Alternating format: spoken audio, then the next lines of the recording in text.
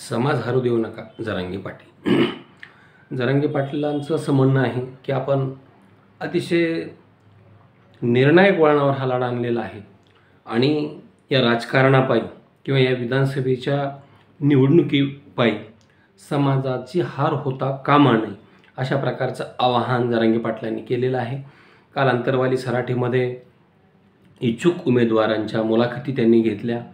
महाराष्ट्रातले उमेदवार त्या ठिकाणी आले आणि बाहेर पाहिलं तर जवळपास 5 ते 6 हजार गाड्यांच्या रांगा लागलेल्या होत्या. तो उमेदवार किती असतील याची कल्पनाच न केलेली बरी.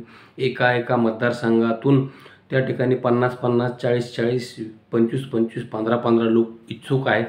जरांगे पाटलांनी त्यांना सांगितलं की तुम्ही एकत्र बसा आणि तुमच्यात एकमत घडवा, आपण त्यांना त्या ठिकाणी मग त्या पद्धतीने ठरवू. मात्र दुर्दैव आहे की एकमत व्हायला तयार नाही आणि एकमत होणं गरजेचं आहे. मग जरांगे पाटलांनी सांगितलं तुमच्यात एकमत होत नसेल तर मी 29-30 तारखेला एक उमेदवार जाहीर करेल, तुम्हाला गपचूप त्यांना पाठिंबा द्यावा लागेल. आणि साहजिक आहे की यापूर्वी लोकांनी जातीच्या नावावर निवडणुका लढवल्या, त्यांना 1 ते 2 हजार मतं मिळाली, यापेक्षा जास्तीचं नाही. कारण या बेसवर निवडणुका लढवता येत नाही. मात्र जरांगे पाटलांनी जर डोक्यावर हात ठेवला तर त्या दगडाला जर शेंदूर लावला तर त्याचा देव होणार हे मात्र निश्चित आहे. मग ते कुणी असो, तो कितीही फाटक्या घरातला असो, तो सालगडी असो, तो नोकरदार असो किंवा तो व्यावसायिक असो किंवा आणखी तो कुणी असो, तर त्याचं सोनं या ठिकाणी होणार आहे. मात्र या राजकीय लढ्यामुळं समाजाचं नुकसान होऊ नये अशा प्रकारचं जरांगे पाटलांनी आवाहन समाजाला केलेलं आहे.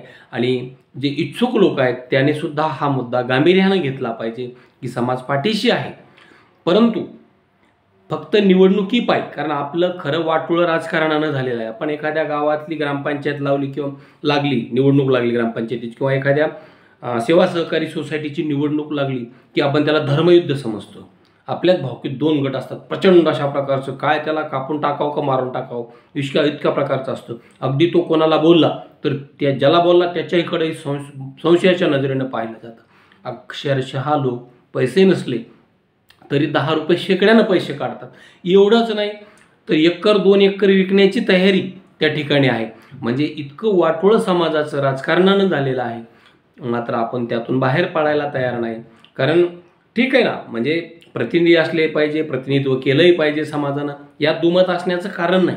आणि जरांगे पाटील योग्य निर्णय घेणारे आहेत, परंतु समाजानं काही गोष्टी ठरवल्या पाहिजेत ना. स्वतःनं स्वतःवर काही आचारसंहिता लावून घेतली पाहिजे की खरोखरच आपण त्या कॅपॅसिटीचे आहोत का बैती गंगा में हात धोना, वातावरण चांगलं आहे चला आपण येऊ. तर असा प्रकार नाही. तर समाजानं सुद्धा फार गांभीर्यानं घेतले पाहिजे. कारण अत्यंत वाईट अवस्था मराठा समाजाची झालेली आहे. फार देशोधडीला हा मराठा समाज लागलेला आहे. आणि अशा अवस्थेमध्ये जर चुकीचे पावलं पडले तर पुन्हा समाज सुधारणार नाही. म्हणून जरांगे पाटील वारंवार बजावत आहेत की यावेळेस समाज हरता कामा नये आणि ही निवडणूक एका जातीवर लढता येणार नाही हेही त्यांनी स्पष्ट केलेलं आहे. कारण मग त्यासाठी त्यांनी दलितांना सोबत ठेवलेलं आहे, दलितांनाही ते पाठिंबा देणार आहेत. त्याचबरोबर त्यांनी आदिवासींनाही पाठिंबा देणार आहेत, तेही सोबत ठेवलेले आहेत. त्याचबरोबर त्यांनी धनगर समाजाला सोबत ठेवलेलं आहे. याशिवाय त्यांनी 12 बलुतेदारांना सोबत ठेवलेलं आहे, मुस्लिम समाजाला सोबत ठेवलं आहे. मुस्लिमांना सुद्धा जरांगे पाटील काही ठिकाणी उमेदवारी देणार आहेत. म्हणजे सर्व समाज घटकांना सोबत घेऊन त्या ठिकाणी आपल्या विचाराचे काही लोक निवडून आणता कसे येतील याचा प्रामाणिक प्रयत्न जरांगे पाटलाचा आहे.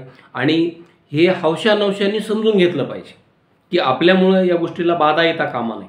कारण त्या माणसानं हा लढा फार पुढे नेऊन ठेवलेला आहे. आणि अशा अवस्थेमध्ये आपल्या एका कृतीनं समाज अडचणीत येऊ नये याचा विचार केला पाहिजे.